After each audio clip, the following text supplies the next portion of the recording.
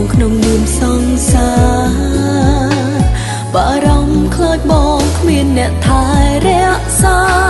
ខ្លាចបងឲ្យក៏ដូចអូនសង្សារចារងបងនៅតែនឹកកាត់ដល់បងចង់ជួបម្ដងបើសិនបងក្នុងចិត្តនៅតែមានអូន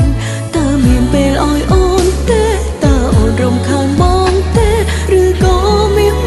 មានអ្នកថ្មីហើយសង្សារចាបងម្នាក់នេះនៅតែបារម្ភពីបងសូមដឹងផងទោះបីបងមានអ្នកនៅក្បែរក៏ដោយជានេះអូនមិនបានបងក៏អូនគ្មានអ្នកផ្សេងឡើយស្នេហាចុងក្រោយគឺរូបបងអូននឹកបងណាស់មិនដឹងថាបងធ្លាប់នឹកអូនឬក៏អត់ឡើយប៉ុន្តែចំពោះអូនមិនអាចប្រាប់ចិត្តឲ្យភ្លេចបងទេដាក់តួខ្លួនឯងដោយអនុស្សាវរីយ៍ដល់ពេលនេះចិននៅតែឈឺផ្សាគ្មាននាងណាក្បន់គ្មានអ្នកណាសាវ៉ាតែស្នេហាបែរជាត្រូវបញ្ចប់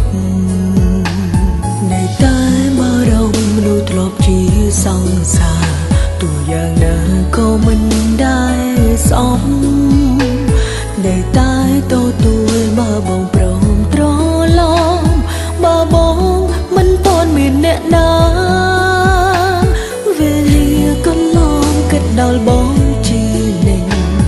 នៅតែកិនបងក្នុងនាមសង្សារ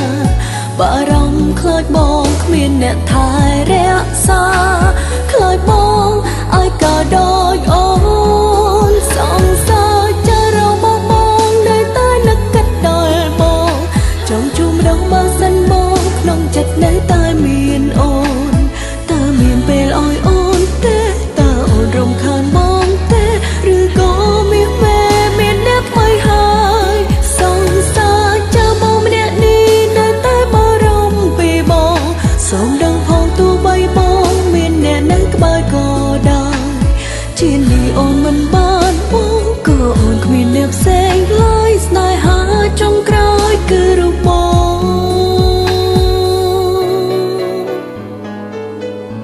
សូមបងដឹងផងថាសង្សារចានៅតែនឹកបង